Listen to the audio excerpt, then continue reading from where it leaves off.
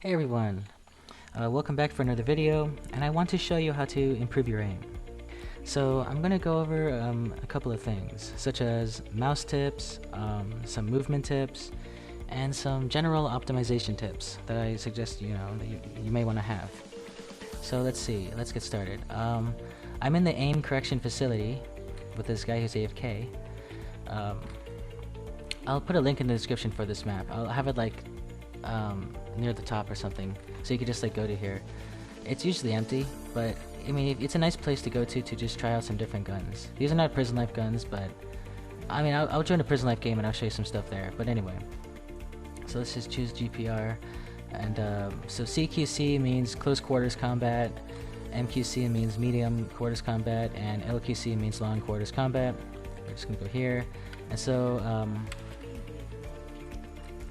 so basically, you want to have a mouse that's very comfortable. You want to I have two mice that I would suggest. One would be the Razer mouse. The Razer mouse is what many people suggest. It's a very good universal mouse. I never really got it because I've always been a guy who has a Logitech mouse. Let's go over some mouse settings though. So let's see. You would go to your, assuming you have Windows 10, you just simply go to your settings, type it in here, and then you click on this one right here, additional mouse options. This will bring up this button, this panel, control panel, and then you want to press pointer options, and then usually they have enhanced precision, pointer precision already checked. You want to uncheck that. It basically messes with your aim. So when you're trying to aim or you're flick shotting or something, what this does is it it increases the speed and then decreases the speed a little bit, to the point where your aim is just, you're never going to truly get used to your mouse. Basically, you're just always going to rely on that bad aim. Check that off, and then you're going to notice a difference, and your aim's going to be a little bit different, because this is going to be when I checked that off, because I had that on for the longest of time.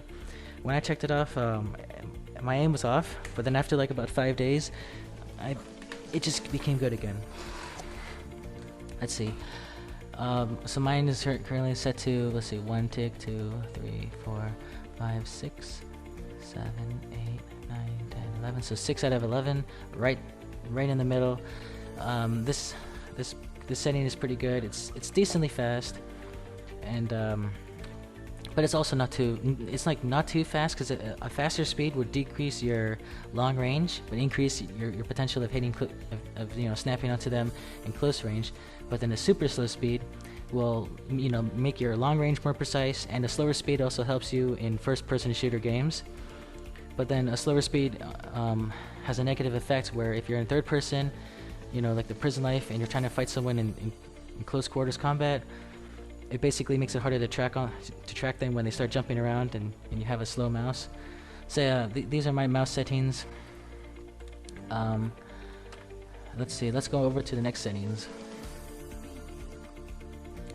Okay, so you can always, sometimes when you're RCLing or whatever, any of those, you want to have this on, because then this helps you get into those crevices. But when you're doing prison life or most other games, you want to have this off. And then I have this on default keyboard. I have my camera sensitivity at 1. What this does is, if you have it at a huge, a high number like this, it basically, if you right click and you move your mouse a little bit, it'll basically move your camera super fast. And if you have this all the way to the 1 bar like this, basically then when you right click and you move your mouse, it'll move it really slowly. And then I like to have no volume, so as you can see, it's very quiet. Having no volume is actually, what do you call it? So I used to play with volume long ago, but I learned that over time, without volume, it helps me focus and concentrate. Yeah, you want to be as least distracted as possible. Maybe for some of you might like music. Maybe playing music helps. For me, I'm always playing quiet. It's always silent for me when I'm playing. It's just so I can clear my mind and not have to hear the noises or the shooting or the bullets. I just want to focus on my aim and just shooting people. Okay, so full screen off. Sometimes I like to have the graphics mode on set to 2 bars. But if I'm going to do long range or most other games, I'll have it set to automatic, which will usually be at 5 bars. But 2 bars, it just for personal preference. I like 2 bars because it helps reduce the graphics that's necessary to play the game, and so what you want to do is also you want to be practicing how to shoot people, how to shoot. Like, you know, you can see how good how okay-ish I'm doing right now against these bots. I might try some other bots too, just for people. I wouldn't make fun of bots all the time, unless you want to make fun of these kind of bots. But yeah, let's see. Can I get that bot? He's pretty hard to get, isn't he? And so then you want to also train how your movement. You want to like get your movement used to your thing.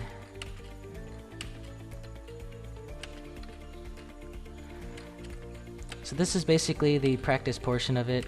Once you have your mouse settings all good and you have your optimization settings all good, and you're very comfortable with your mouse, because there again, remember there's 2 mice that I suggest is either a Razer mouse, the Razer brand one, which is usually the Razer Death Adder, or just if you want to go for the cheaper option, just go for a Logitech mouse that you're comfortable with.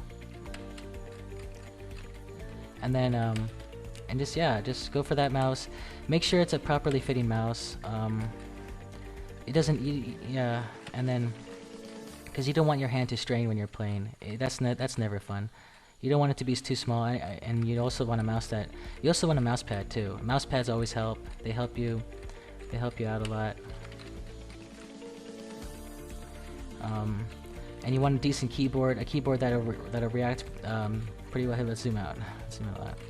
A keyboard that'll react to your clicks. I mean, to your tapping on the keyboard, on the keys, and